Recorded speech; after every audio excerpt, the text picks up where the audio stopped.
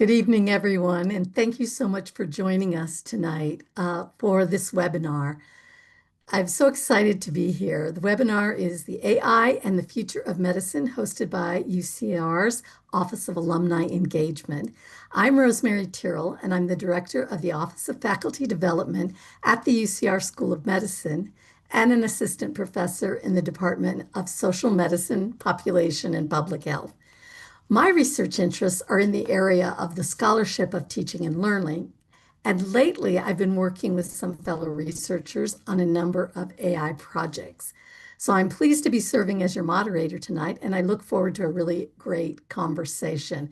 So we're going to be joined today by an esteemed panel of experts, Dr. Koushik Kasanagottu, Assistant Clinical Professor at UCR School of Medicine, Dr. Adam Godzik, Professor of Biomedical Sciences at UCR School of Medicine, and Dr. Naveen Raja, Chief Medical Officer of UCR Health. And I'm going to start off with a little short presentation, and then we'll hear from each of our panelists. After that, then we'll move on to a full panel discussion, which I will moderate. Finally, we're going to hold a Q&A for the audience for the final portion of the webinar, during which you can ask questions of any of our panelists. We just ask you to please input your questions in the Q&A box instead of chat. You can input your questions anytime between now and when we start the Q&A, anytime from now until the end. So let me take a moment here and share my slides. Give me one second. And I just wanted to give a little overview on how AI is affecting us in higher education primarily. So first of all, we all know that AI is here. It's not a far off science fiction concept anymore. It's here. 86% of students use AI, and over half of them use it weekly at the minimum.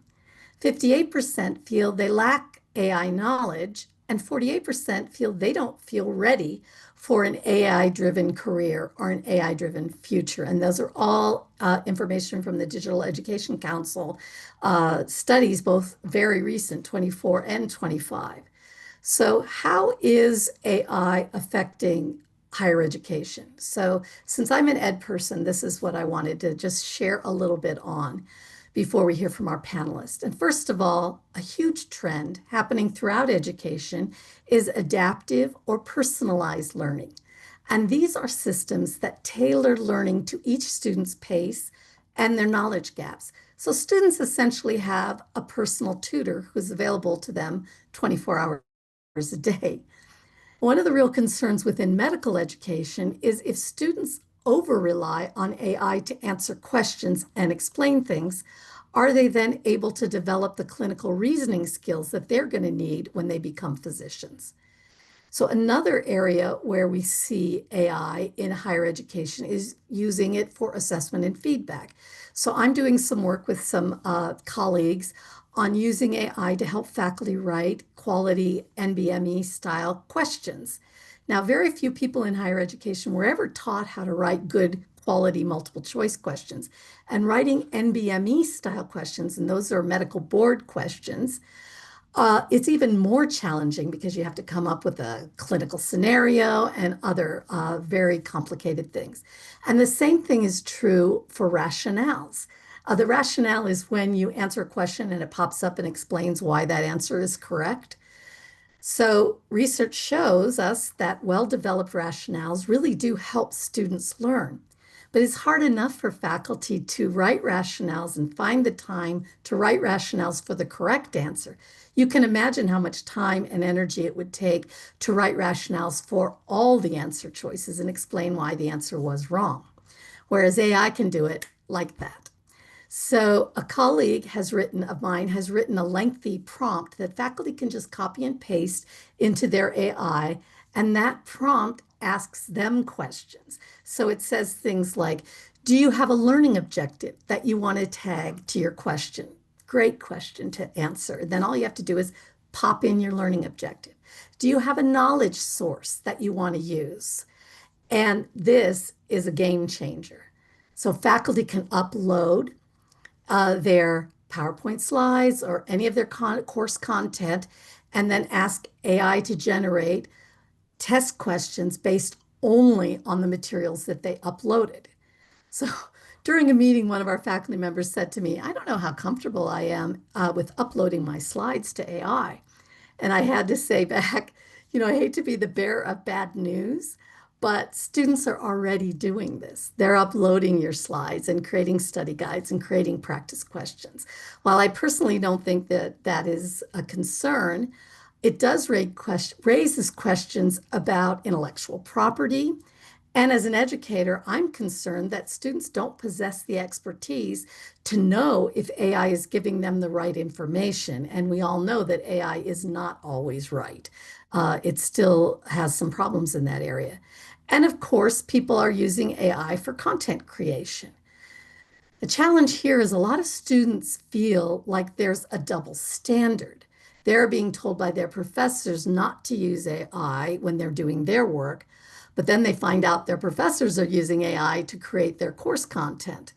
So in fact, at Northeastern University, a student sought a tuition reimbursement when she found out that her professor was using AI tools to generate course content. Another area, and we're going to hear a little bit more about this later, is another trend is using AI can help faculty and students analyze data sets, review literature, generate case scenarios, generate examples. But this raises a question about when your research crosses a line and is no longer your own work. And right now, I don't think anybody really knows where that line is. It's still an open question, and AI is changing so fast that we're sort of scrambling to catch up. So some challenges, some of these are pretty well known. The first one, of course, is academic integrity. Faculty everywhere are struggling with how to deal with students who are using AI to cheat, essentially. And, or they're struggling trying to figure out assignments that are AI cheat proof. So my opinion has always been that academic integrity, it's always been an arms race. But with AI, a lot of faculty feel like we're starting to lose that race. Another issue, another concern is AI can perpetuate biases and disparities, especially if it was trained on biased data. And we know how much horrible information is out on the internet. And that, of course, can be somewhat mitigated by making sure that AI is only using information that you give it, that is coming from reliable sources. Another issue and challenge with AI in education is the black box problem. You may have heard of this before. So a lot of advanced AI systems, especially the deep learning models, make decisions in ways that are not transparent. You can see how that's a problem in medicine. AI might recommend a diagnosis or it might suggest a treatment plan, but it can't really clearly explain how it reached that conclusion. And when you think about it, no attending physician would ever accept that from a medical student to say, well, I think it's this, but not be able to explain why and where they got that idea. I always think about it as it's like when you had that teacher in math class who told you to show your work. And AI tools can do this. DeepSeek does it. A lot of people don't like DeepSeek because it's a Chinese company, but there are other tools. You just need really good prompt engineering and to make sure that it's showing you its thought process. And finally, my last point, of course, is again a pretty obvious one. There are challenges related to protecting sensitive healthcare and educational data. A lot of institutions are creating their own AI tools. UCI has done this to prevent any HIPAA or breaches. And I suspect we're going to see more and more of that in the future. So rather than using a generic model like ChatGPT, we'll be using our own internal one that's behind firewalls and has a little more protection. So let me just turn off my share. Give me 1 second here, trying to find my panel. There we go. And get back to my notes. So thank you, and I appreciate your attention. So next, I'd like to introduce our next speaker, Dr. Koushik Kasanagottu. And he is a board certified internal medicine physician and an assistant clinical professor at UCR School of Medicine. And Dr. K is a site medical director and primary care physician at Optum Health. He graduated from the University of Alabama Birmingham Medical School and holds a master's of public health from the Harvard T.H. Chan School of Public Health. He completed his residency in internal medicine at Johns Hopkins Medicine, and Dr. K was a health policy fellow in the U.S. Senate, focusing on issues of rural hospital closures and chronic disease management. He was previously a founding member and physician advisor for DocAid, a healthcare AI startup focused on transforming clinical decision making. So, Koushik, the floor is now yours. Thank you. Thank you so much, Rosemary, for that warm introduction and for the primer and introduction of AI in higher education. Every day I learn new and new things from my medical students who I work with and how they're using AI in medical education. It's fascinating. I'm learning a lot in that aspect. So again, it's so great to be here today. Thank you for having me. It's such a pleasure to talk about this topic, especially with UCR alumni who are fantastic, especially the ones that I've kind of interacted with. So I'm an assistant clinical professor. I do a lot of clinical teaching for mostly preclinical students in community medicine, so primary care medicine.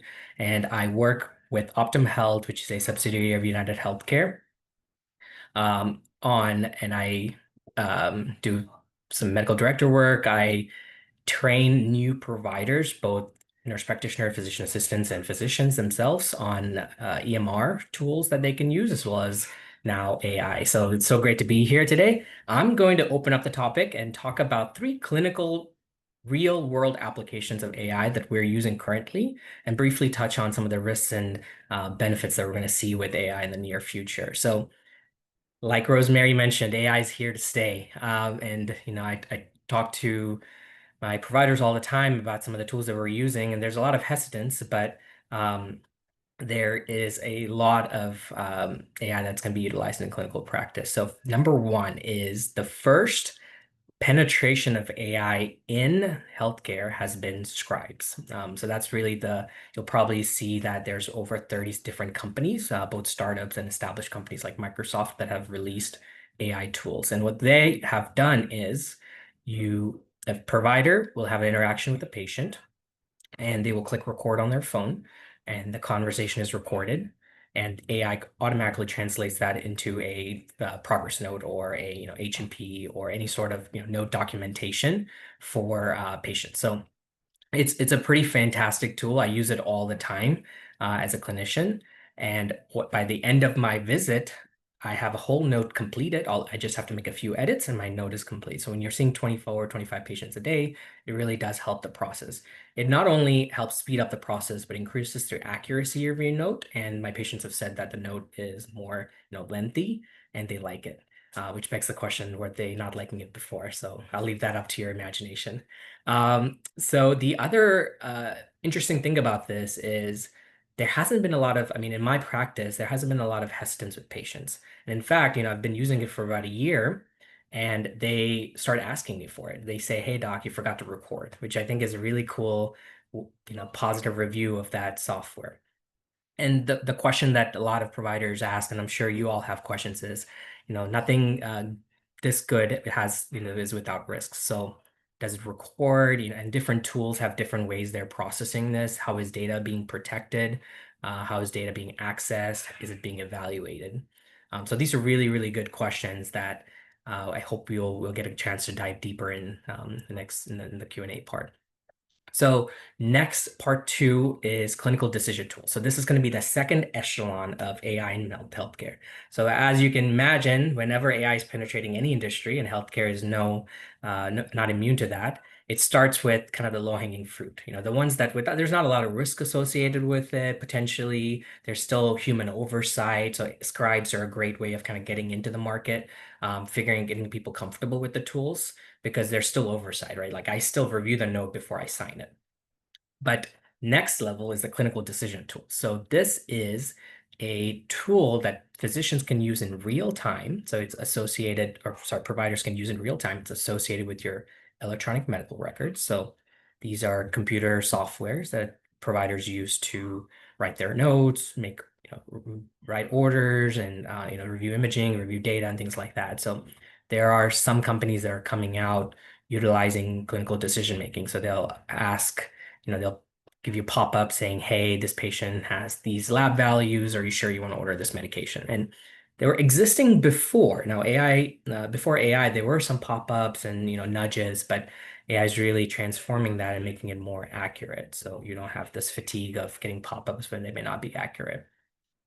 Now, these are not being ubiquitously used. There's still majority of them are still in kind of the startup phase, but you should start to see more of them. Still, we're not in the full risk territory because there's still provider oversight. So you get a pop-up, but you can still override it, right? So providers are more comfortable using that if they know that, hey, I can make some adjustments. Then third echelon, which I think we're probably a few years out, is fully autonomous AI clinical decision making, right? So there's no sort of provider oversight. They kind of like a WebMD symptom checker, but very advanced, and a patient can access it and can kind of essentially get start to finish. And it's a little scary, and I'm very nervous about it. But I think that the important consideration with all of this is the pathway that's going to happen whether we are involved or not, right? So because this is a major tool, just like when computers were invented. But the argument that I make is when electronic medical records were first incorporated into healthcare, a lot of providers were kind of standoffish, right? Some of my mentors, and when I first started out, we kind of resisted.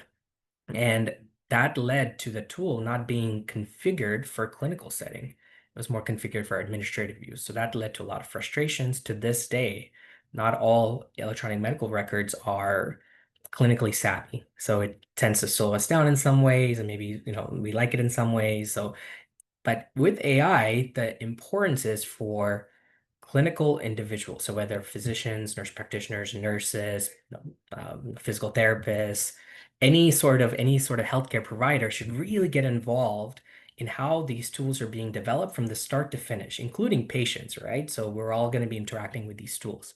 So I make it a very important part of my role, whether as the startup previously startup founding member, or my current role as a medical director or site medical director, is let's get involved as these tools are being developed. Let's get very active in them so we can improve them for the better. So when the tool is finally done, we can make sure it's safe for patients, is effective for patients. We're thinking about privacy concerns. We're thinking about HIPAA, and we're thinking about data storage and patient consent. So these are all really, really important that we have to think at the forefront as these tools are being developed. Um, and something that's really exciting to me as a UCR faculty member is how students are so engaged at UCR. I mean, the students here, they're just plugged into AI, and they are very passionate about using AI for not only for healthcare, but for social justice. And in fact, one of our first year medical students, actually rising second years, I think, Aditi Chitre, she's starting a tech and medicine interest group for AI. So I'm excited for that as well. So thank you for your time. I'm looking forward to answering any questions you may have later.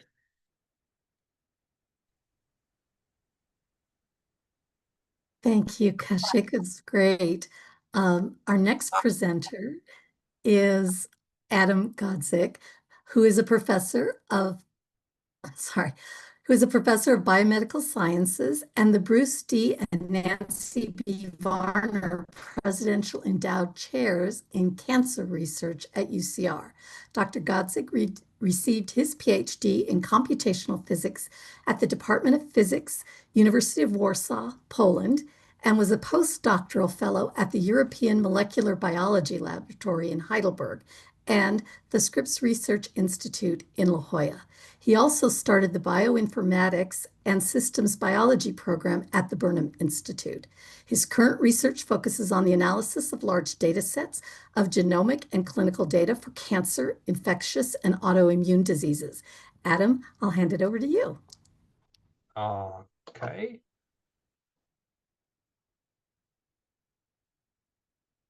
Wow, what happened? Oh, thank you very much. Sorry, there was a sort of a moment of my system froze for a second. Okay, thank you very much for the invitation. So I start my 5 minutes. I would like to share a screen, and I do it by clicking share. So basically, I wanted to go very quickly through overview of what and how I got to AI and what I'm actually doing with AI. I think it would set up uh, questions later and identify places I can actually help and answer questions. So I just looked at it before I started and thought about it, and probably 60% of my time is spent by thinking, reading, planning, and this is where AI dramatically changed my daily research workflow. I'm using ChatGPT and Gemini for literature searches and the summaries. I use Notebook LM for literature summaries, especially by podcast. I can commute and listen. And I'm testing a lot of tools. People call me and say, well, look at this tool, look at that tool. And it really changed my daily research. I'm spending probably half of my time not involved in actual coding and testing by talking to ChatGPT or other systems. And I'm aware of all the dangers here, or at least some, and I'm trying to control them, like over reliance on LI and this false sense of expertise you get when you read the simple prediction or description of a system from AI and you think you understand. Then you start going in detail and you realize that you're not. Probably 40% of my time is spent as a developer of AI tools because their tools, they're phenomenal, but they do not do what I want. So I have to write new ones or improve existing ones. And time way we're doing it is, for instance, optimizing models for specific tasks. You have to remember that all tools like ChatGPT, which is trying to do everything for everybody, are not always the best. You have to train and improve them for your specific subsets. Um, our big hobby is analyzing embeddings in protein language models, because language models, large language models, know much more what they tell you. What you see as the answers is just a tip of the iceberg.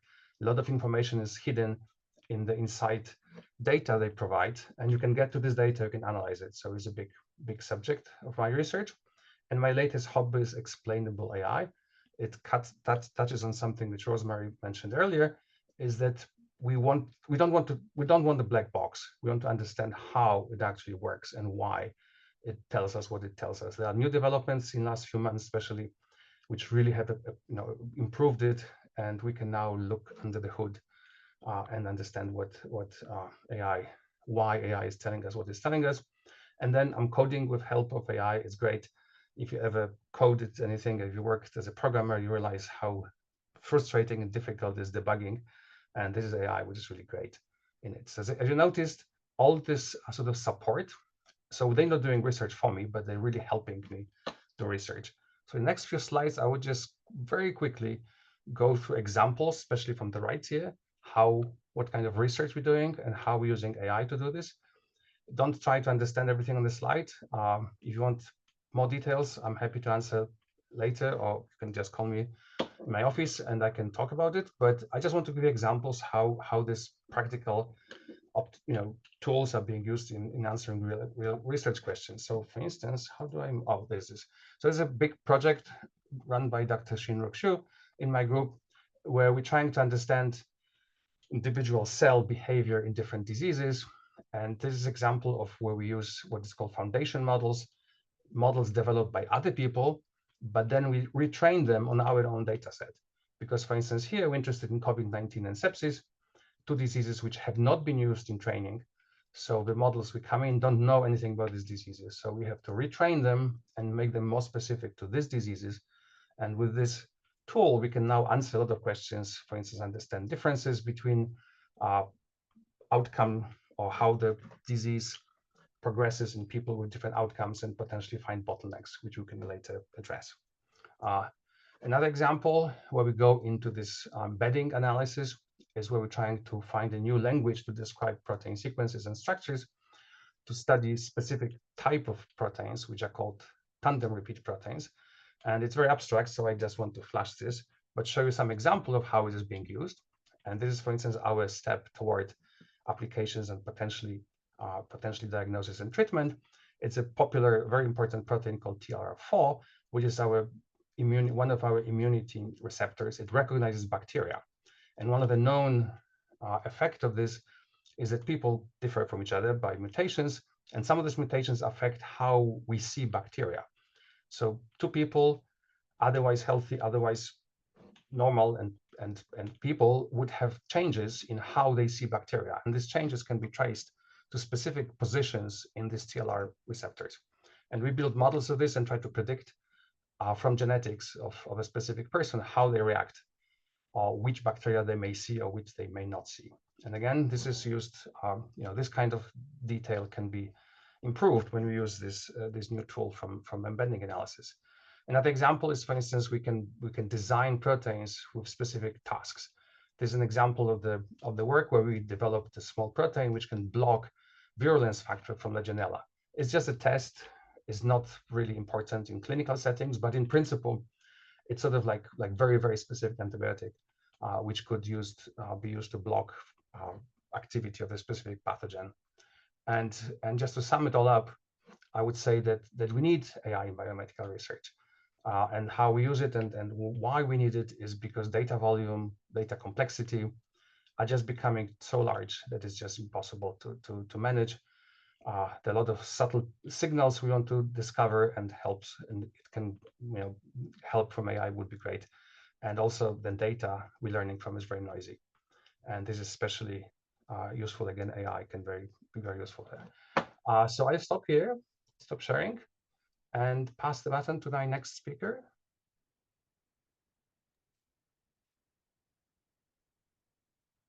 Yes, thank you so much. That was really interesting. I want to introduce our next speaker. Our last speaker is Dr. Naveen Raja, who is the Chief Medical Officer of UCR Health. In this role, he leads initiatives to achieve the highest standards of patient care, including quality, efficiency, and patient experience. Prior to UCR, Dr. Raja served as the Medical Director of Population Health and Accountable Care at UCLA Health. His focus was on developing and supporting strategies and programs related to population health, including quality improvement, decreasing avoidable costs, and enhancing patient experience through optimal use of analytics, practice transformation, workflow redesign, care management, and partnerships with health plan and community partners. Dr. Raja developed the first AI model used in clinical care at UCLA.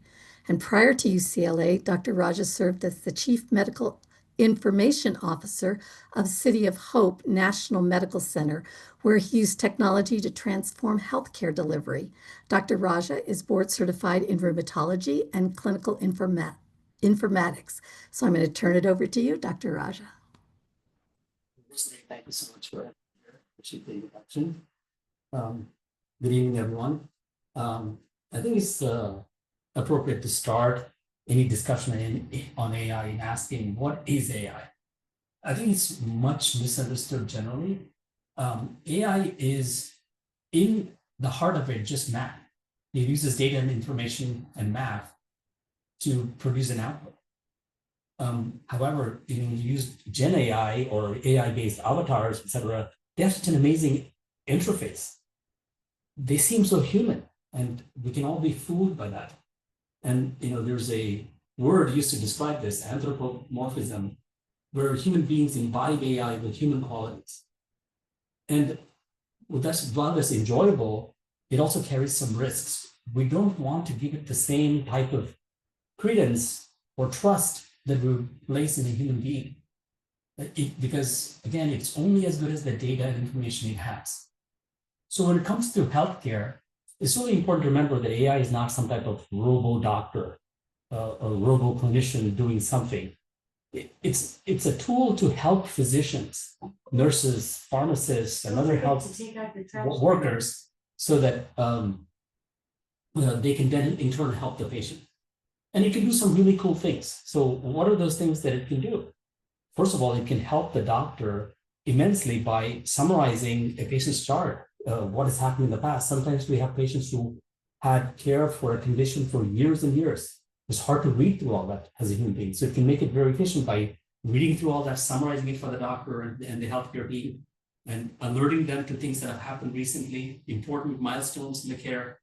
So it can help the doctor in that way. It can also quickly tell the doctor what are the latest treatments, what are the latest developments, what are the latest publications, new guidelines, et cetera, in the medical literature. So it can be helpful as a tool there. So in practical terms, AI is actually already changing healthcare. There are some really profound examples. AI is helping doctors read X-rays or other diagnostic images. It's helping physicians predict the risks that the patients may face, such as risk of admissions, risk of worsening disease, predicting future utilization of hospital emergency departments, those kinds of things. And it can also do things for the patient on the patient side, such as being a virtual health assistant for patients, being a wonderful interface where patients can ask questions and get answers instantly. So it can also assist remote patient monitoring. When we're monitoring patients remotely, it can summarize the data for doctors. So, and it can also take away administrative burden. So the doctor has to get authorization from your insurance company for certain services. It can help write the request, process the request, those kinds of things. All of these together helps free up the doctor and the healthcare team from routine administrative tasks, labor-intensive tasks, so they can spend more time on caring for patients. That probably is the biggest benefits. One of the things that I'm asked by physicians who are medical students or residents frequently is, will AI replace doctors? And what I tell them is this: it's unlikely to replace doctors, but it's likely that a doctor who uses AI more effectively than you could replace you. So it's a tool like all the other tools we've had in healthcare over many years, except it's a very potent and robust tool, unlike anything we have seen before, but nonetheless still a tool. And what will differentiate the doctors from those who are going to be the most effective versus not so effective, or those who will use these tools in the most effective way. But it's hard to see, at least today, how it's going to replace physicians. These tools are, again, math producing some output, but they're not human beings with feeling, kindness, compassion, empathy, or judgment, or a knowledge or feeling for ethics. So all these human qualities are totally missing in an AI model. So we're not to infuse it with such qualities. And there are some risks in using AI, and it's really important for patients and others to understand what those risks are. First of all, when AI systems are used, it's good for the patients to know how the data is being gathered and how it will be used, not only in that real setting, but will it then be cascaded to other settings? Will we use it for other purposes? It's important to know that. What is the security of the data? Also, the tools that are being used to provide healthcare, do they carry any biases? Is it accurate for all patients across all settings, or is there some differences? And we the other speakers have already mentioned explainability. Can we explain the predictions made by AI? So all of these are questions. One of the things that is still very early and hard to understand is the cost. Right now, the cost of AI is very high. So it's really hard to understand how low resource settings can afford AI. Hopefully the cost will come down over time. So there are some persistent questions about AI, but the best use of AI, again, is for AI to supplement the human being. I think the example I use generally with trainees, etc., is that it's like an electric vehicle with auto drive capability, right? So there are some things that it's good at, and there's some things me as a driver I'm good at, right? I can use judgment. There are some things that I'm not good at, like checking my blind spot. I'm not maybe as good as AI in checking my blind spot. And so together, though, we're an unbeatable combination to produce safely and to produce the outcome of getting somewhere safely. So that's, I think, is the real best use of AI, combination of human and machine together to produce the best outcomes. Thanks so much. I'll pass it back to Rosemary now. Thank you so much. I was really interested in what you said about a doctor who could use AI better than you could replace you. It reminded me of something Arthur C. Clarke said in 1970 about educators. He said any teacher who could be replaced by a machine should be. So Right now, what we're going to do is we're going to bring all the other panelists back in, and we're going to move to a panel discussion, and I will serve as a moderator. So as a quick reminder to our virtual audience, you can submit your questions via the Q&A box at any time, and we'll follow up with our audience questions right after our panel discussion. And please, again, remember not to put your questions in the chat, but just put them in the Q&A feature, and that's where we can find them, and we'll be able to answer them for you. So thank you all so much for those outstanding presentations. I really enjoyed listening to you. I want to start us off our conversation by asking you how you see the future of AI changing the medical field in the next 5 to 10 years. You know, what are some of the most promising trends that you see coming, and what are some of the dangers that you also are a little nervous about? Like, what keeps you up at night? Anybody want to jump in on that one, or should I call on someone? Go ahead, Dr. K. I'll take a stab at the first one and leave the hard question for my team. So the benefits of AI, and I think the best way to illustrate this is by giving an example, because we can talk about benefits, but it can be kind of nebulous to people who are listening. So there's a tool that I use pretty often called Open Evidence, and this is no longer shape, form, endorsement, but it is an AI decision tool support. So currently what we do as providers is we have a patient come in with some complex presentation, right? And that happens fairly often. And we go to UpToDate, we go to the textbooks, we do some reading, we do some literature review, and it's somewhat takes time. And when you're seeing it, especially in a busy practice, 25 patients a day, you don't have time to do that research. And so you're not providing good care to patients. So you're relying on a lot of pattern recognition, and you get things wrong, especially if you're younger in your career compared to someone who's seen, cellulitis 20 times or 100 times or 1,000 times, right?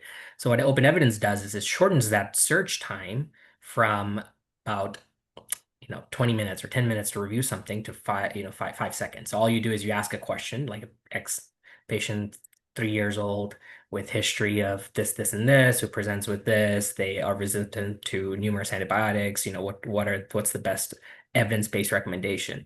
And I'll give you a summary, and I'll give you references at the bottom. And that tool is connected to numerous like New England Journal, JAMA, UpToDate. So it's connected to reputable sources. So you're not kind of using, Dr. Google, so to speak, right? And that I think is very advantageous for me as a primary care physician. It saves me a lot of time. And the quick note with AI and its judicious use, and something that worries me a lot, is how it can hallucinate sometimes. So it can make up references, and it can kind of make up data that doesn't exist in the world. And if you don't kind of think about it a little bit more, you may believe it, right? But the way you get around that issue is you train the AI. So AI is only as good as the data it's being trained on. So you train it on reputable sources, so it gives you good information, ideally. But it does keep me up at night to think about, hey, maybe I'm asking a question and it's making it up. Yeah, that's interesting. I know it happened to me. I was recommended a citation that I thought was perfect for the paper I was writing.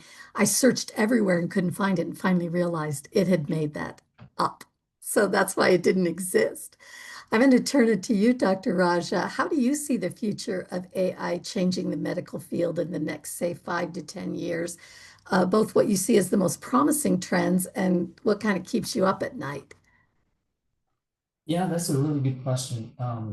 It's hard to predict the future, but given what we know now, I think one of the most effective uses of AI that we see coming is prevention. And if we can predict the outcomes a little bit better than we can now, then we can potentially prevent the worst outcomes in our patients. So I'll give you an example. At UCLA, I work with the data science team, and we built many predictive models. So there's a model that predicts who in the population is at risk for hospital admissions and ED visits over the next year. So if you can predict that, then we can have care teams work on that to prevent that outcome. We built models to predict which of the patients with kidney disease will have rapid progression of their kidney disease to complete renal failure within the next 2 years. If you can predict whose kidney is going to worsen quickly, we can potentially predict that. So similarly, we have built models to predict or cost of healthcare in the future, that raises affordability and access issues. So I think when we predict these kinds of things and we put interventions in place, we can help patients avoid poor outcomes. I think that's one of the great uses of AI. Okay, great. That kind of leads me to the next question, and I'm going to toss this question to you, Dr. Godzik, which is, what is being done or do you think should be done to ensure that AI is being developed and used in ethical and non-biased ways? Why me? Because you're the researcher. It's probably the most difficult question here. I think the problem is that, AI is a little bit like us. It's just a mirror, which we see ourselves. So it's as biased as we are. It's as biased as literature is. So, it's just learning from what is around us, like we do. And my point, which I was trying to explain when I was teaching, is that we cannot avoid biases. Biases are built in. No matter how hard we try. So I would disagree with some of what was said earlier, that we can avoid biases by controlling how AI is learning. The only way to control biases is to recognize them. Once you recognize them, then you can start dealing with them. You can correct for them, or you could try to build in the way you're asking questions to deal with these biases. But the idea that you can avoid or teach AI to avoid any biases is just a dream. It's just technically impossible, and also perhaps dangerous, because we may disagree what biases are, right? So if I see something as a bias and somebody else doesn't see as a bias, if I would be the one teaching AI, I would do it my way. And I would automatically shut down everybody else who may come up with different ideas of biases.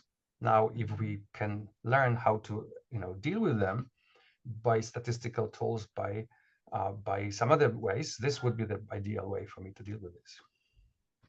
That's great. Thank you. And I'm going to go back to you, Dr. Raja, because you said something about kidney disease. And one of the ethical issues I think a lot of patients would be concerned about, if a predictive model says that it's less likely that you're going to have a good outcome, would then medical care be limited to you because AI said you weren't a good candidate for that?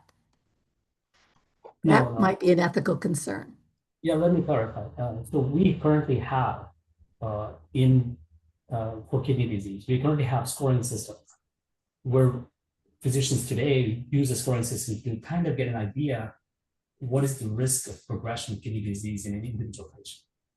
Except those things are not very accurate, because those are general scoring systems that was derived from the whole populations and then applied to a different population.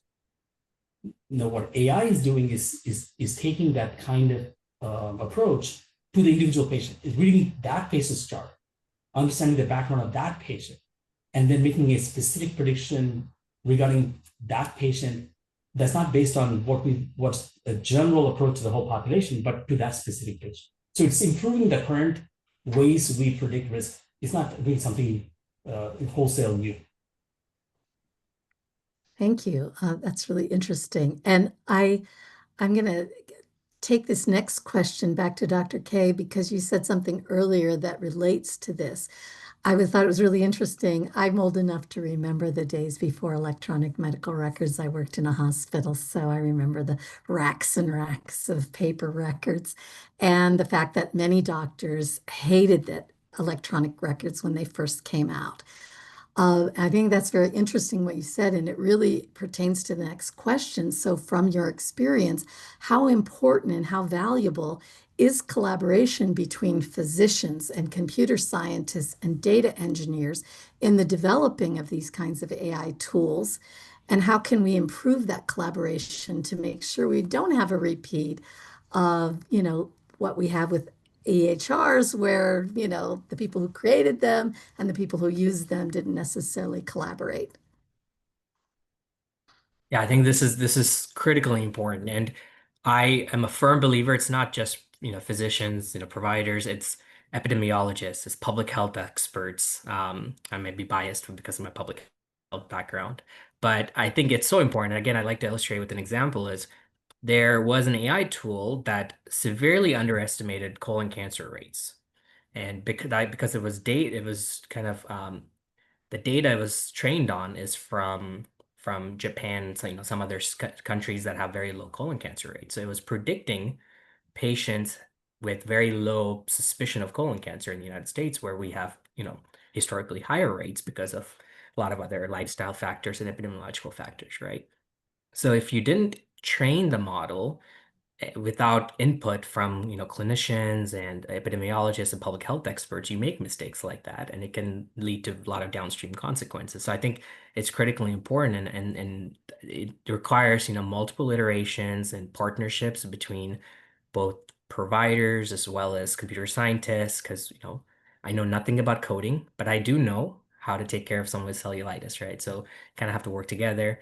And what that's going to allow is it's going to allow us to predict what are the potential risks with AI that we can see, things like hallucinations that I mentioned, but HIPAA, privacy, compassion, like all of these things that AI is probably going to have to deliver in the future. If we don't think about those things now, we're gonna have a very, rude and rough AI compared to how healthcare we want it to be delivered, right? Right. And I think that we've all heard in the news media of some scary things that have happened with AI. A graduate student being told that they were, that they should go kill themselves when all they were doing was doing like a literature search. So there's are some people who are a little nervous about some of that. And I'd like to ask Dr. Godzik, I'd like to ask you that same question since you're our computer person. From your experience, how important is it to have collaboration between physicians and computer scientists and data specialists in developing these AI tools? And how can we ensure that collaboration improves our tools and the way they're used? Well, I think it's critical, and it's critical on multiple levels. And I think the most important level for me is just talking to each other, because in a classical joke, computer scientists do what they told, and very often physicians or people who are users, they don't know what they want. So when you build what they tell you to build, the end result is disappointing, because this is not what they really wanted, and these iterations can be very, very expensive and time consuming. I have some phenomenal jokes about it, and these people have to talk to each other. So first discussion has to be on the level what you really want, and what you're telling me what you want is what you really want. So this could be done over beer or whatever. It doesn't have to be formal, and then it has to go through iterations. It has to be tested. I mean, multiple times and multiple ways, and so basically, I manage several interdisciplinary teams, and for instance, we were built of scientists or bench scientists and computer scientists, and one of the solutions we made was to send one to work with the other for a month. So I would take a programmer and go and have him shadow a physician for a month to understand what world this other guy is living right in. And then I would take a physician to put him in a lab where people code, to realize what they see. And then actually it helped. They started seeing each other, because the danger in the groups like this is that very quickly, if you don't talk enough, one group would think of others as idiots, and it would be completely symmetrical, and in some sense they would be right, but they all would be smart in their own way. So how to break it, how to make sure that these people actually understand each other on multiple levels. So again, this would be my answer here. That's great. Thank you. And I'd like to throw this out to anyone who wants to answer it. And that is, what should patients know about AI to help them navigate the medical system that is now starting to use it? And how do they address issues of privacy and personal care? Who'd like to take that one up? I've heard doctors sometimes say Dr. Google. And I know that I've heard people raise concerns that AI is going to be a similar problem where people will come in already, thinking they know what's wrong with them. I think, So, as I mentioned in my discussion, I think it already is. yeah. I'm not a physician, but my physician friends tell me that people come to them with, with diagnoses, and the whole treatment in points worked out, because this is what ChatGPT tell them. And then they demand to be done what is written there, not what physician tell them. And physician tells them, no, it's not. It's completely wrong. You don't have this disease, and it's very hard, right? Because they already worked it through. So again, you tell me, you're seeing patients, but is what I heard. Yeah. Yeah, I mean, I would love to hear Dr. Rogers' perspective on this, but mine has been, I actually like when patients come in with some some data on some research, especially ChatGPT. Obviously, there's kind of a spectrum of that engagement, right? But I always say an engaged patient is more likely to, take the medications or follow up with the treatment, right? So I like it when they bring in some data because, as physicians, we only know a very small glimpse, right? We have 15 minutes to learn about all their symptomology. They live that condition. They live those symptoms. So if they come in and say, "Hey, I, fed all my symptoms and my history to ChatGPT, and these are the 6 conditions it's thinking I might have. What do you think?" I love it. I'm like, okay, we have a starting point. Let me review your history one more time, do an exam, and see if we can knock out some of these conditions and add my own expertise. Saves me the time of having to use my own AI. But the question with privacy, Rosemary, I think that's really, really important. And, Dr. Raja has more expertise in that, especially in his roles. But I worry about that. And a lot of my providers worry about that is how is this data being stored? Is there any potential for hacking? And that there's no easy answer to that. I mean, different tools address it differently. But yeah, what do you think, Dr. Raja? Yeah, I agree. First of all, I think an informed patient is the best patient. And I think we can support them in getting information. Patients always don't get information from the best sources. But again, I see that as something that we help support them. So maybe it's not whatever AI tool they used to get that information or didn't ask the right question, but we can help them understand how to get that information. So I agree completely on that part. What was the second part? I'm sorry. Yeah. It was just about what do they need to know to navigate the medical system that's using AI and about issues of privacy and personal care. Yes. So I think not only patients, but physicians need to be aware of this, that all AI tools are not the same. Mhm. Uh, it's very important that the AI tools used in healthcare are vetted, understood, and especially with data, because oceans of data are being given to these tools. So how is it being used? How is it being used in real care in real time? How is it used secondarily? So maybe the tools do a good job in producing whatever it's supposed to produce, such as a physician note. But what's happening to the data afterwards? Is it being stored? Is it being raised? Is it being shared with other companies? Is it being sold? It's really important for patients and physicians and others in healthcare to understand the primary and secondary uses of this data.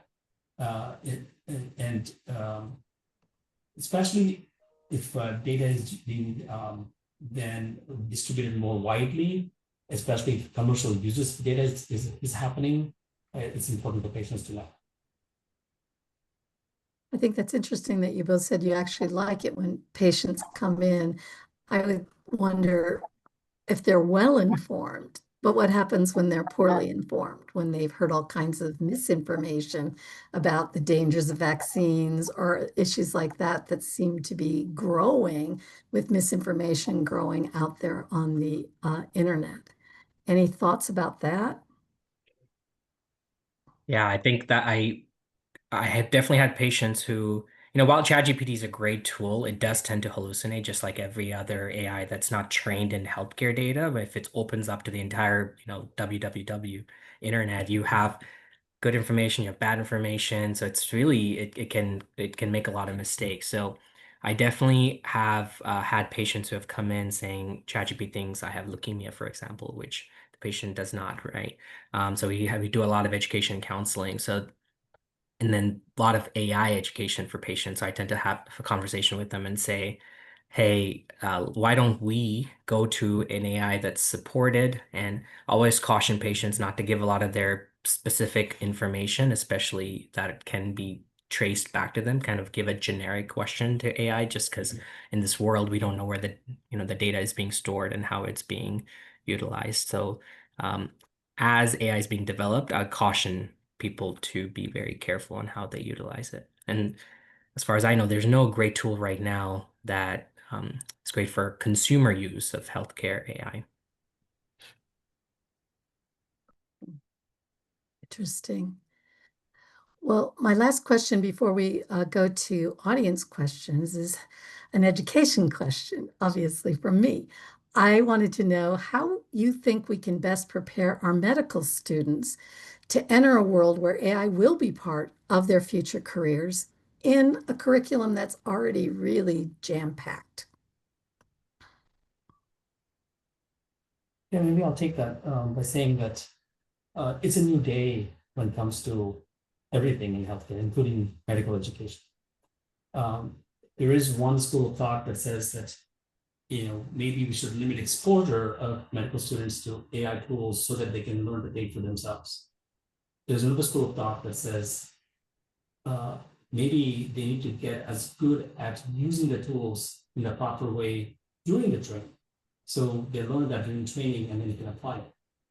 So it just kind of depends on what the philosophy is, but my own feeling is that these tools are not going away.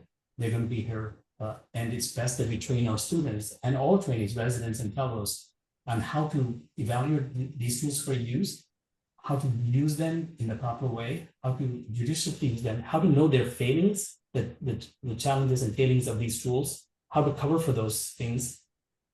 I think all of those things should be part of the training that we give our trainees so they're more effective doctors.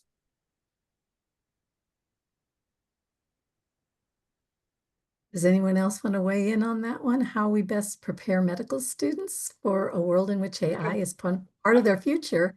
I can have a one simple comment that basically two questions here. One is how we squeeze it into current curriculum is overloaded. And the second is how we teach it, right? So to the second, I say that there are at least two efforts I know about developing courses like this. And again, we have here, for instance, the audience, we have Vasilis Chotras, who's the head of the RISE center here at UCR, which is dealing with AI development.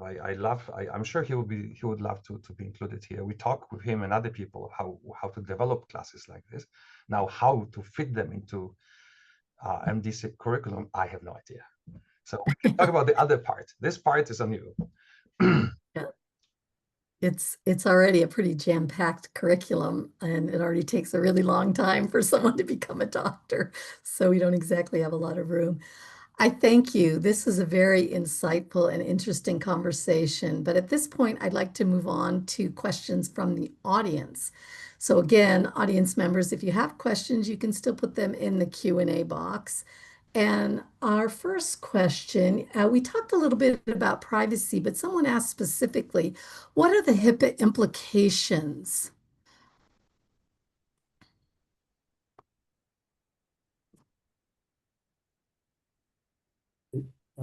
Well, I think it goes back to the same thing. HIPAA basically says that a patient's information should be safeguarded. And so we'll ask the same questions that I mentioned earlier. We will make sure that the information that's being provided to the AI tool is not reshared, and is used in application towards the patient's own care, or sometimes for operational purposes, but really no more than that. It's really important to make sure that is properly used, and that's what HIPAA is really. Yeah, absolutely. And I would add, it's very important for patients for us to obtain consent. So informed consent and explaining the tool that we're using. And it's very different, right? If you're using a scribe, telling them, hey, I'm using a scribe, do I have your permission? Kind of giving them A to Z on what the tool does, how the data is stored, and answering questions. And it doesn't take long. I've been using these tools for about a year now, and it takes about, 30 seconds, and you can provide them some information if they say no, or even if they say yes, you provide them some information and they follow up on their next visit. And like I mentioned, majority of them are asking for me to use the tools now because they like it. And majority of patients now have open access to notes, so they're able to read their notes and they see that it's much more detailed, especially and it uses a lot of their own words so that they feel more comfortable. And they also have a list of, you know, uh, list of tasks that they have to do at the end of the visit that the AI has kind of compiled for them. So it's really good for patient engagement, but informed consent is going to be the core component of any sort of HIPAA consideration and privacy concerns too. That's And really interesting, because the same issue kind of comes up with educational information and privacy around FERPA requirements. And just in case we have people in the audience who don't know what we're talking about, HIPAA is the law that protects your medical information. It's a federal law, privacy law. And FERPA is the same kind of federal privacy law for students' information.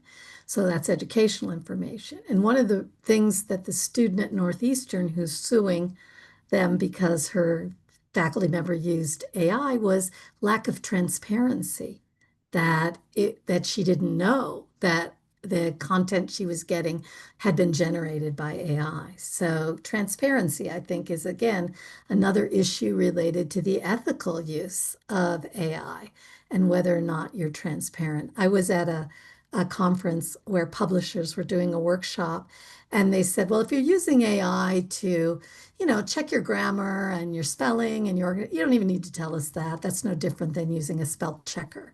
If you're using AI to collect data or analyze data, then you need to detail how it was used, what tools you were using in your methodology section. And if you're using AI to write your paper, then we have to ask the question, is this still your original work? So I think there's that transparency piece as well. The next question I thought was very interesting too, which is which specialty is likely to be impacted the most by AI, leading to some amount of perhaps redundancy? I think that's a really hard question. I'll tell you why it's hard. Because there was a time that people used to say that some fields, such as marketing, would be always protected from AI because you have to understand human beings in marketing, right? And you really have to tailor your message to other human beings. And how can that be penetrated by AI? But it has, right? So in a big way. So I think it's really hard for us to make that judgment. But early trends that we're seeing are things such as radiology, where there's a lot of assistance from AI in reading. There are systems coming in for pathology.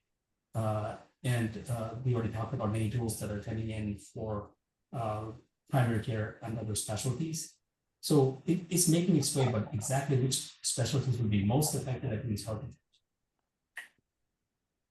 Yeah, it's a really tough question, and I hope I'm not getting replaced. But what I would add is that AI I think it'll be really, really difficult to replace the human element of it. And because just like a medicine is only as good as the person who takes it, right? If you're not taking the medication is not effective. An AI tool is only as good as the user that's utilizing it, as well as the end user, right? So we're still going to have a lot of patients that are not going to be able to use AI. Are older adults, for example, or people who are not tech savvy, people who have disabilities and are differently enabled individuals. So they're going to have difficulty with technology. And I think we can extrapolate this question thinking about historical context.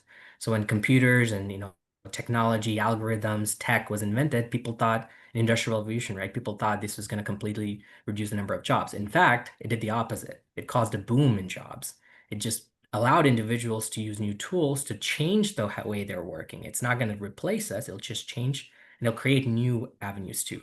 However, As Dr. Rajan mentioned before, as providers or physicians who are using AI are going to be more effective, and they may replace providers who are not using it. So that emphasizes the importance of utilizing and learning how it's you functioned. So I don't want students to think, oh, I'm going to pick a procedural specialty, even though I don't like it, because I'm worried AI is going to replace me. Still pick a specialty that you're passionate about, but just make sure you know how AI is being utilized in that specialty, and then you'll be more effective. Thank you. Our next question is, what is the best way to use AI for literature reviews in a way that we can assure it's being exhaustive and non-biased? And I'm going to toss that question to you, Dr. Godzik. As always, it's difficult. Well, again, my answer here is similar to what I said earlier, is that, how to use it, be very specific and very careful in how you ask the question. So for instance, like many people here, few people answer, discuss about hallucinations. You can also deal with this by asking very specifically. When I'm searching literature, I tell AI, report to me only papers you can download and check whether they really exist. And it cut on the hallucinations in terms of inventing papers dramatically. So in this case, my short answer is that, literature is biased, so it's very hard to avoid it. I'm typically doing searches using two different engines. So I pose the same question to ChatGPT and to Gemini, and then I go to Google Scholar, I compare it, and then I look at the answers, and then I'm trying to see if something is missing. I know, and I call ChatGPT and say, why did you miss this? And but basically my answer is simply, these are tools. They have problems. You are the author. It's your responsibility to search as long as possible to find everything you want to find, and then you have to look at what was found and decide whether it was biased or not. So don't blame the AI if your review would not be complete or would be biased. It would be your fault. Yes, and I find too that when I use Consensus. Someone in your department actually recommended it to me. And I usually just put into my prompt, please include the link to the article. And that way I can confirm that it's real before I decide whether or not to use it. Then I can look at the abstract. Is that something that I find, effective? But yes, you still have to do some of the legwork yourself. It's AI can't do your thinking for you. So Dr. K, someone is asking, could AI become the next Dr. Google? And what implications for patients, physicians, or other healthcare providers? We may have touched on this already a little bit, but do you have anything you want to add there? No, I think we discussed it previously, but I will just mention that there was a very interesting New York Times article about almost a year ago now and then there's a podcast on this as well by the New England Journal AI in Medicine. And what it actually interviewed a patient who used ChatGPT after going to 10 or 12 providers and specialists and just not being able to get a medical diagnosis for her son, I believe, her son or daughter. And what this individual ended up doing is fed all, and I'm not recommending this, but fed all the data to an AI tool and was able to come up with a differential diagnosis, give it more information, symptomology, and come back to it. And through this kind of going back and forth with the AI tool, came up with a list of 3 very rare conditions, and it ended up being one of the conditions. So what I tell is, patients is great, use ChatGPT, but also use it in conjunction with the provider. Don't use it in isolation so that you're not running the risk of diagnosing yourself with something. As a medical student, every time we learned something new, I thought I had it. And we call it the medical student syndrome. And Middle student's disease, yes. I'm sure you guys have all heard of that. So every time you hear about it, you might think you have it. But, if you make sure you're an advocate for your health, but use it in conjunction.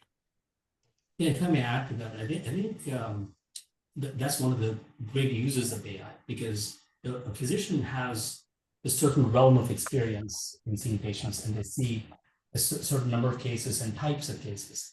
The rare cases are a question mark. Well, how many rare cases of a certain condition have you seen, right? The experience of a physician is likely to be limited in that area. Whereas AI, if you give it the right amount of data, would know about it much more than a physician would in common experience, right? So This is an area where the AI tool, if used appropriately, the physician can cue the physician to say, look, something may be going on here that's unusual or rare. How about thinking about these things? It wouldn't replace the physician again, but it would help the physician think through some of these things that are rare. Yeah, that's interesting. Um, so AI can help us find zebras, right? That's a great one. Our next question from the audience is, will AI help physicians to see more patients with a shorter wait list and at a lower cost?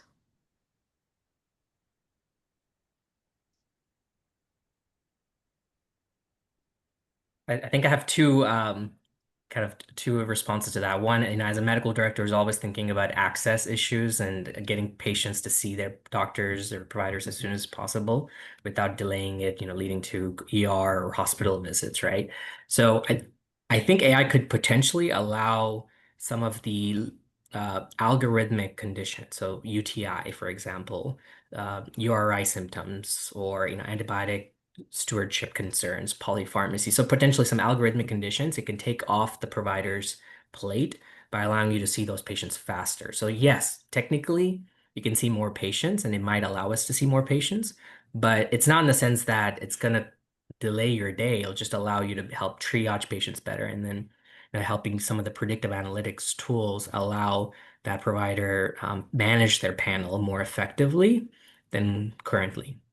However, I don't think it's going to potentially lengthen your day or add more administrative burden. Of course, there's always a risk of that, and that's why I want more physicians involved in how AI is being shaped, as well as other healthcare providers. Yeah, I want to add to that. I think the potential for AI to free up the physician's time is there, but not from the types of things we just talked about. It's saving administrative time. Where the physician is doing work on referrals, prior authorization, other administrative types of work. One can see a world where AI will take on that type of work and free up the doctor to have more time. It may or may not necessarily be time to see more patients, but it's likely to be more time to spend with the patients they already have. It's interesting that you say that, because I was in a conversation with a group of physicians where someone said, well, it'd be great if the AI could take care of my notes and then I could spend more time with my patients. And I guess a more cynical physician in the room said, no, they'll just shove more patients at us. So we'll see, right? We'll see whether that causes better patient doctor. Because I know when EHRs came in, a lot of patients didn't like them either because the doctor was facing a computer screen instead of talking to you. And I don't know a single patient that likes that, right? So, if I may yeah. comment, Go ahead, please. Quick comment here. What is interesting that some of these questions, of course, we're not the only people who have these questions, and actually first research papers, including clinical trials, which try to answer that. So there are actually several large clinical trials which compare situations where physicians were paired with AI or AI alone or AI with the nurse or physician assistant, and there are first results coming out of clinical trials who basically answer some of these questions in a, well, as far as we trust clinical trials, but in some way. So some of this could be answered this time. Whether it's faster, could they actually spend less time talking to patients, or whether they go deeper, and the answers are, worrying sometimes. I can share. I'd be happy to send some preference to you. And it was found by ChatGPT. They were really good papers. No hallucination. Interesting. So the next question we have is also about patient privacy. It's basically asking how the privacy is protected when you feed data into the models. I think we may have already discussed this a little bit, but I don't know if anyone wants to make any additional comments on that. I can make a quick comment if it's okay. And this partly answers or touches our previous discussion about HIPAA requirements, that the challenge with AI, so let's say if you have clinical records, it's obvious what you're protecting. Is a piece of paper or a file on the computer, you can limit access to it, you can put it in the drawer, nobody can touch it.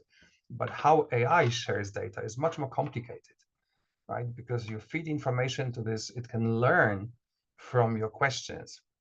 And the issue where and how information is traveling within the AI system is much more complicated. So I think a lot of education has to go to it, both for users and for patients, to explain how, where this information ends up, right? So ultimately we could use air gap system, just have your computer and don't touch anything else, and information would stay there. But short of that, I don't know.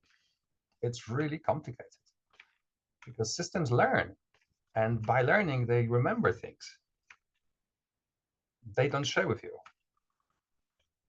And I'm sure everybody remembers that article in the New York Times, I don't remember when it was, about the AI tool that rewrote its own code to get rid of some boundaries that had been written into its program. I think that this goes back to our previous discussion on vetting a solution, right? So at least when it comes to health systems, most health systems today are knowledgeable enough about AI to vet the vendors who provide them. So outside that, it's sort of hard to define what's happening.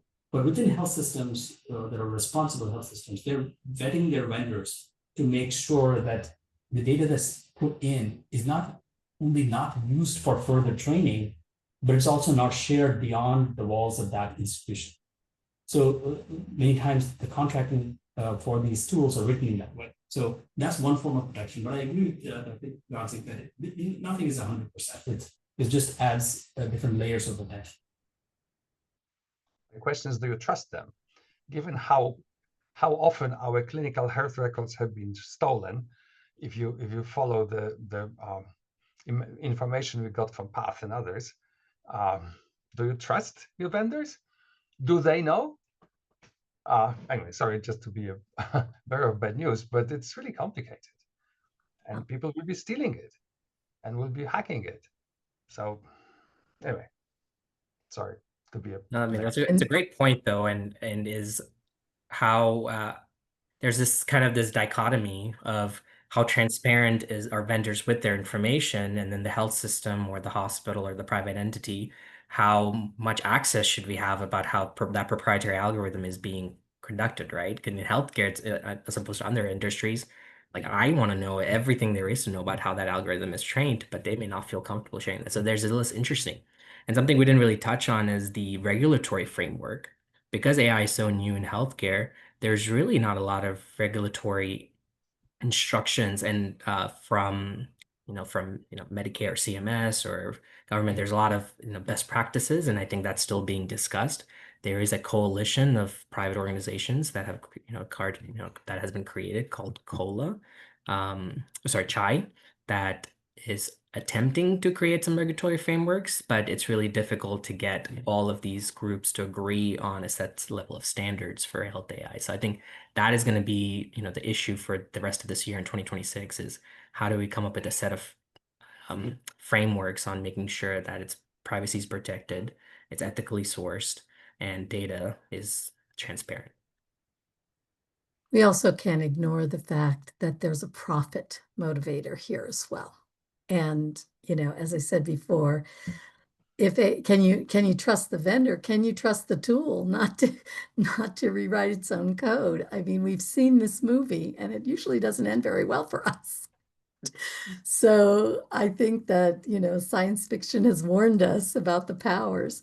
We have just a few more minutes left, but there was an interesting question about, are there any special considerations when using AI in pediatric practice? I know we don't have any pediatricians on the panel, but you're all doctors. I don't know what to say other than I think the same considerations would apply to children as other patients. Of course, there has to be enhanced focus on protecting the child who's not even 18 years yet, so may not be cognizant of their own self and how their data should be treated, etc. So I think there is a special responsibility for children, but the same principles apply, that the data should be protected We should know how it's being reused, etc. So that's important. Yeah, agreed. And then I would just add consent is another important, how do we consent children and when do we bring the parents in, and then how do we address emancipated minors in special scenarios where the health privacy laws are very, very regulated and very strict, and we want to be very careful with how we protect our patients' rights, and especially with how AI is utilized. I think this is really, really, I'm not a pediatrician, but I worry about that. And it's interesting that you mentioned regulations because it hadn't really come up in our conversation before. But although it's not at that same level, of course, in education, I know institutions are scrambling to figure out how to write policies around AI use because it's also changing so quickly. I just saw a LinkedIn post earlier today where someone was saying they had just had an opportunity to test Chat GPT-5 and we're saying it's amazing that it doesn't even wait to be asked. It already starts to go forward and do things before you've even asked it. And that is, it to me, very exciting and also very terrifying. So the last question that I have on my short list over here is for Dr. Godzik. So your recent review highlights how AI-based tools like AlphaFold are revolutionizing drug discovery through accurate protein structure prediction. Given that part of the 2023 Nobel Prize in Chemistry honored advances in this space, and considering your role in the NIH-funded study on how traumatic brain injury contributes to Alzheimer's, do you see these AI-driven breakthroughs helping identify molecular targets or biomarkers for neurogenic diseases like Alzheimer's? I would break the answer into two parts. And basically, background for this is that the question to me suggests that people have sort of fuzzy picture of what drug discovery entails. And again, I'm not a physician, but I have at least one drug I could participate in development in clinical trials. So I went all the way from beginning to end, and basically two major steps. I'm simplifying very complex story, but the first is to find the target. What we're targeting. And this is mostly data analysis, either talking to smart physicians who notice something or pursuing large data sets. The second, once you find the target, then you try design the drug, molecule, or protein, which would do something physical with it. So the Nobel Prize and AlphaFold revolution I mentioned really help with the second part. Once you have a target, how you design a drug to this, and having a exact or close to exact three-dimensional structure is extremely helpful. And this is really revolutionizing it. The people, high throughput screening, virtual screening, there are several different companies who are trying to do this. But if you go to stories of how drugs fail, they much more often fail because target is wrong. Right? So you have a perfect inhibitor, which is inhibiting the wrong protein. So the first part, how you find the target, is much more challenging and involves new tools and smarter tools to do the analysis of data. And all I can tell you is probably the reason I am on this project is exactly because we had some ideas how this can be improved. And this is exactly where AI can help, but not this kind of AI. And for instance, one of the slides I was showing earlier was in this part of AI. For instance, AI is trying to help us to look at very fine differences between disease states or between patients with different outcomes. So this was, for instance, our work on sepsis, which was showing that we have a potential target, which we believe is differentiating between patients which have outcomes like death versus patients who survive, right? Because this is something which always fascinates me. There are two people who look exactly the same. They had almost the same disease, and then the outcomes are different. Why? Right? What's different between them? So there's a lot of studies we and other people do, and AI helps a lot here. That's very promising. Thank you. We're almost out of time, but I actually would like to end with one more question, which is someone specifically asked, should students put an hour aside daily or weekly to be learning about AI tools and trying to develop their own, are there any recommended tools to learn vibe coding for someone with no traditional coding experience?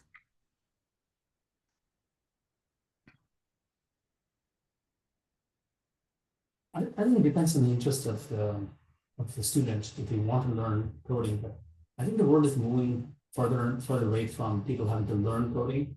There are AI tools that will code for you. So I think the world is moving more towards, you know what questions to ask? What are the right questions? What are the problems you're trying to solve?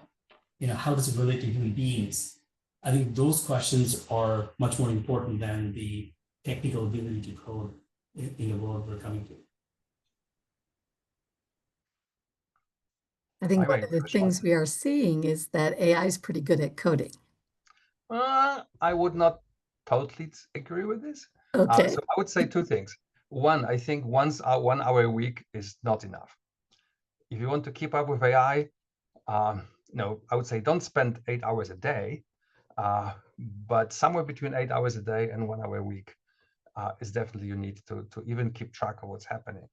The second, there's a danger in what is called vibe coding, which is basically, the problem is that programs in hands of people who don't know what they're doing are dangerous, right?